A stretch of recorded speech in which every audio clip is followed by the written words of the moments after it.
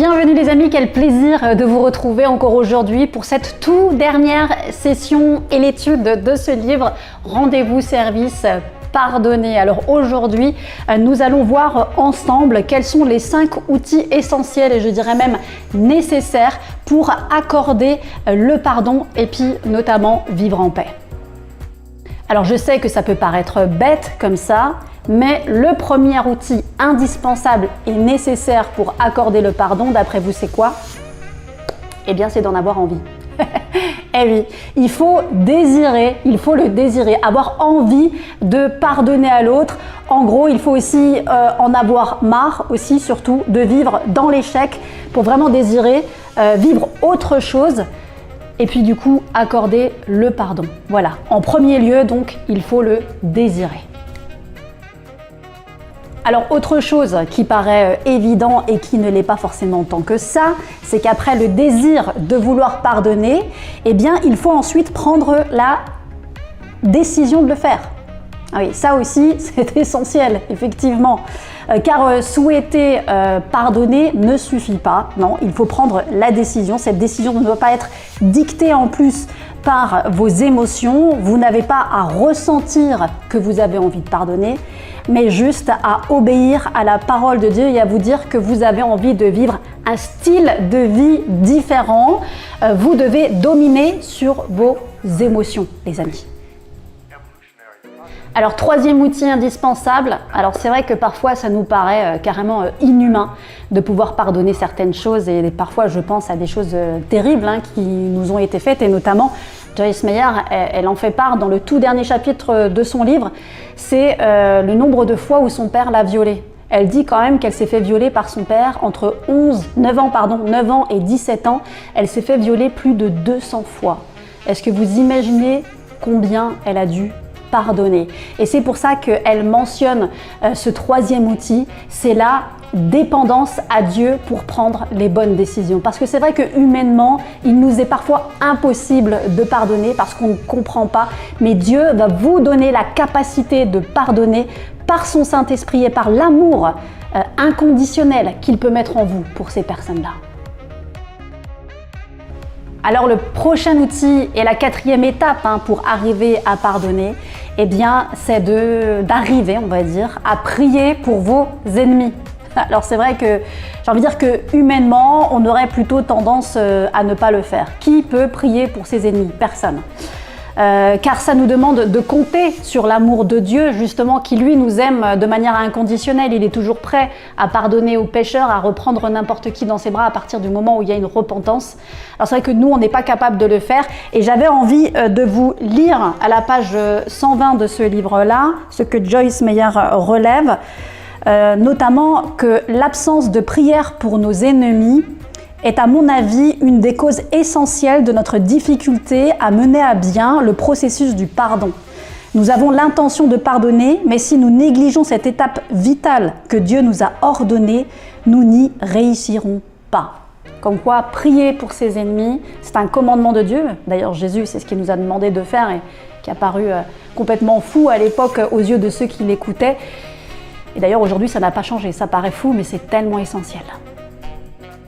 Alors, la toute dernière étape pour le processus du pardon, c'est d'arriver à gérer nos émotions. Je sais que je l'ai déjà dit, mais c'est une étape juste fondamentale pour arriver jusqu'au pardon. Alors, nos émotions, bien souvent, se rebellent à l'idée de pardonner, justement. Et même si nos émotions ne disparaîtront jamais, complètement, nous devons apprendre à les contrôler et à faire ce qui est juste, justement, même quand on n'en a pas envie.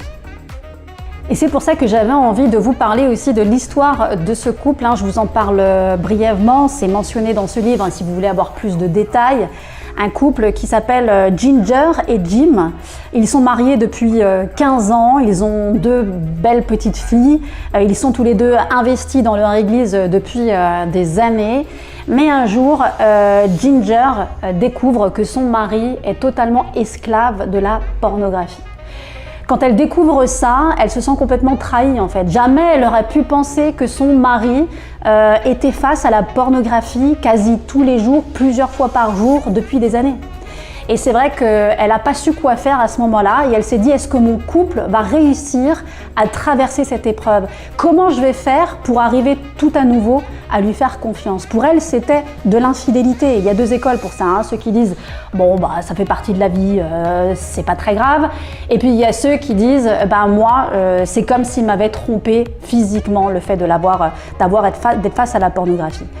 Alors Ginger, en gros, elle a dit, moi je suis pas capable, j'y arrive pas, qu'est-ce que je peux faire, Seigneur, parce que je sens que je vais le quitter. Eh bien, Dieu lui a dit, moi ce que je te demande, ce n'est pas de faire confiance à ton mari, mais c'est de me faire confiance à moi pour agir dans le cœur de ton mari. Et ça, je crois vraiment, les amis, que c'est une clé.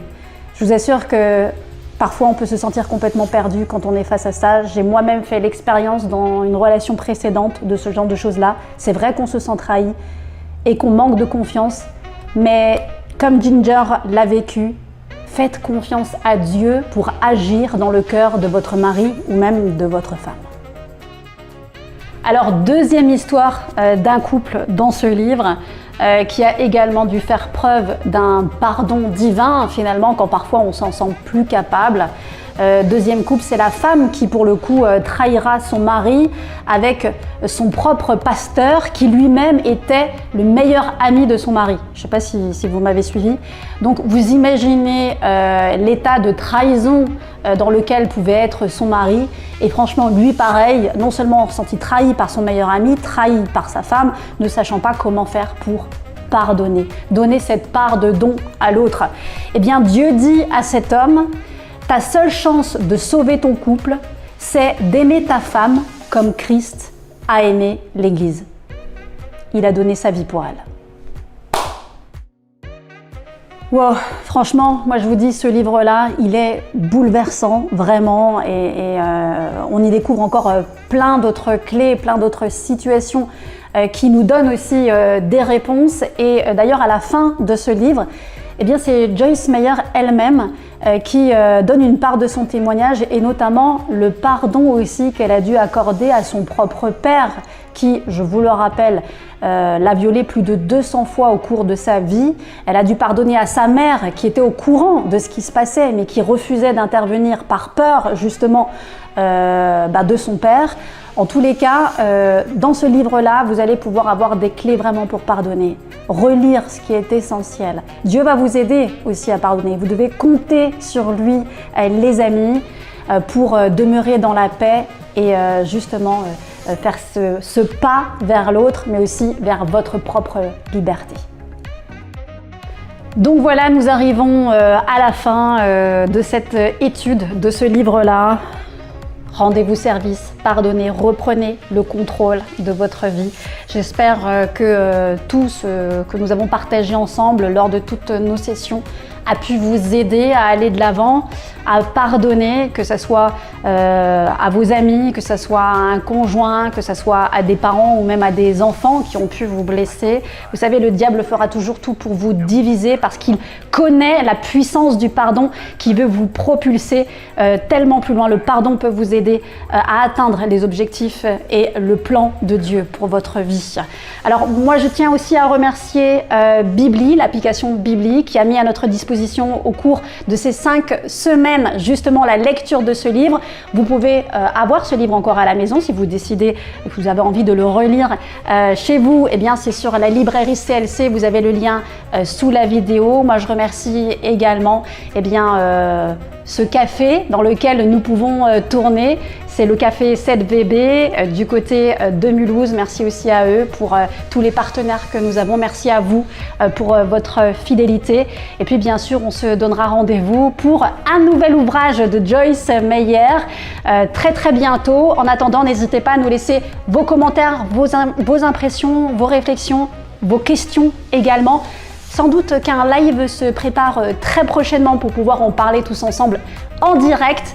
Je vous souhaite encore une très bonne lecture, de remporter des victoires, de pardonner les amis pour vous libérer et je vous dis à très bientôt.